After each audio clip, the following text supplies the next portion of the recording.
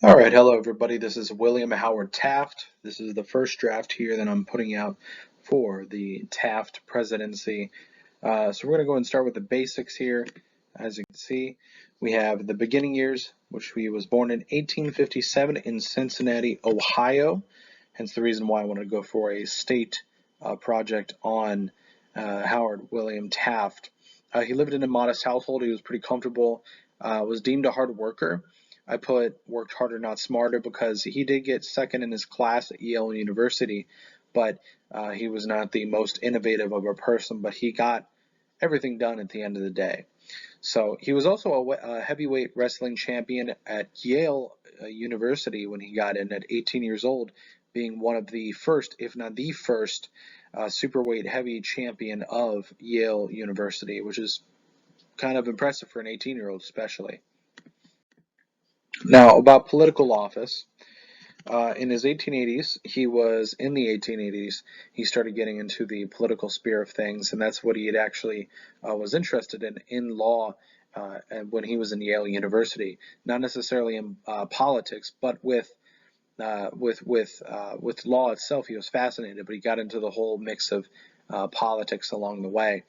So after he left Yale for law, he was appointed to Ohio Superior Court by Governor Foraker, which is the governor of Ohio at the time when he had left Yale University. He's pictured on the left. And then he was reelected a year later because there was a vacancy in the seat itself when he got nominated and put in there. He got elected for another 8 years and ended his term in 1888. He was then appointed by President Harrison. At the top right, there's Solicitor General in 1890, which, on quote from the government website, supervises and conducts government litigation in the United States Supreme Court. So pretty serious stuff. He was also trained with his law training in Yale University, so pretty good place for him. When he was appointed Solicitor General, he then met New York State Assembly member Theodore Roosevelt, which is in the bottom right there. He was looks like he's hunting lions. It's kind of a hard image, which is partly why I wanted to put that in there, but it's also circa 1890 for that image. Now, in the Philippines, which is a very odd place for him to be after becoming Solicitor General, but President McKinley at the time was the president in the late 90s after he had gotten out from Solicitor General.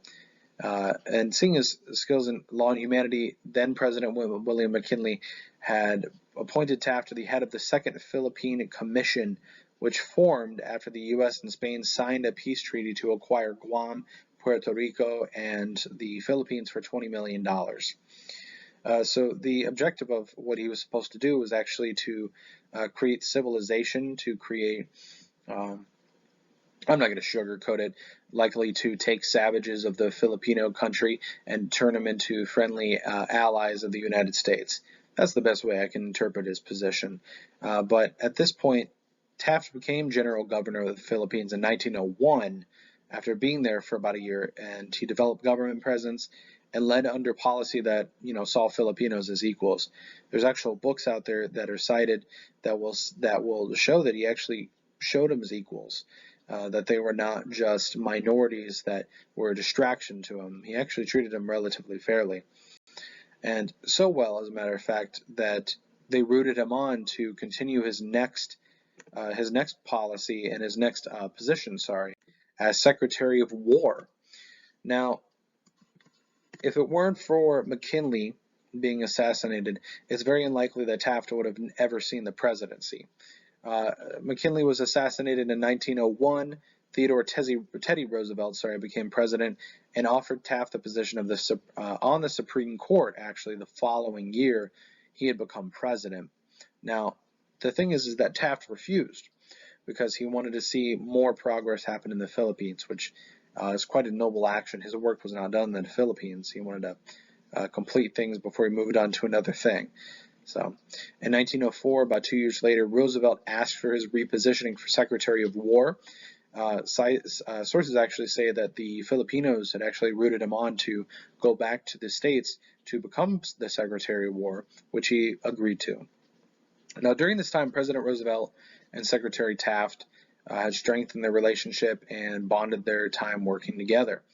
And when the 1904 election arrived, because McKinley was assassinated and Roosevelt was sworn in because he was vice president, he underwent another election, and that was the 1904 election. Roosevelt won, and on the same day pledged to not run another term in 1908.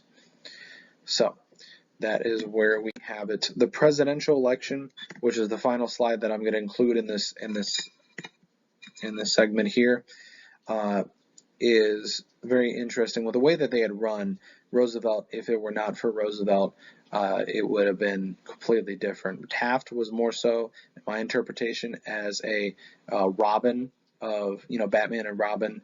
Theodore Roosevelt was the Batman, Taft was the Robin. If it weren't for Batman, nobody would care about the Robin. I'm sorry. But that's just my opinion. That's my interpretation. So with the help of Roosevelt, Taft reluctantly agreed to run for president of the United States. There were other people that were considered, but Theodore Roosevelt found the progressivism of some of the potential candidates, to be a little too much, which ultimately led to Taft. Now, Roosevelt had campaigned with Taft, supported his run with constant messages to the public on his endorsement, and even made speeches on new radical policy to prevent other running Republican candidates from making the front page of local newspapers.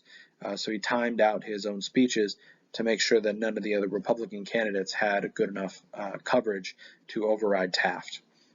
And when the election happened, Taft won by a comfortable margin in the general election, defeating William Jennings Bryan on the Democratic side, 321 to 162 on the Electoral College vote. So that is the end of this part here. The second segment will bring into more on the presidential side of what Taft had done, or what he had tried to get done in office. But I will include the Taft stuck in the bath controversy, because that's how we keep things exciting. So the thing about the Taft bath controversy, he's very known as being incredibly overweight, if not obese. Taft was 5'11", and he packed 340 pounds at his peak during his presidency. Historians say that he had gotten it because of mostly because of stress. He was actually very into golf and into other athletic events. So much as, in fact, that some propaganda was made against him because he played golf so much. There were so many illustrations of him playing golf, but he was still the most heavy-set president, which is what he's most famously known for with the bathtub here. The common myth that they say that Taft got stuck in a tub, which is, fortunately for him, not true. 20 years after his own presidency, there was a book that had come out that had mentioned that he got stuck in a bathtub in the White House, which has since been claimed as political dirt because of its source, and also because there's one or two other people that claim that this happened, even though there's no actual academic evidence of this happening. Taft did request a bath made especially for him, which is in both images here, which fit 4 regular-sized people, which that image, that's some funny pictures in history. That's one of them. It fit 4 people comfortably. So, and it literally weighed 2,000 pounds. It weighed literally a ton. So I don't know how they moved it, but they did it. They did it well. So they got in the White House. I don't know how, but the world may never know. So Taft swam freely and without restriction with the whole bathtub controversy. So thank you, and I hope to bring more information like this to the final product. Thank you for watching.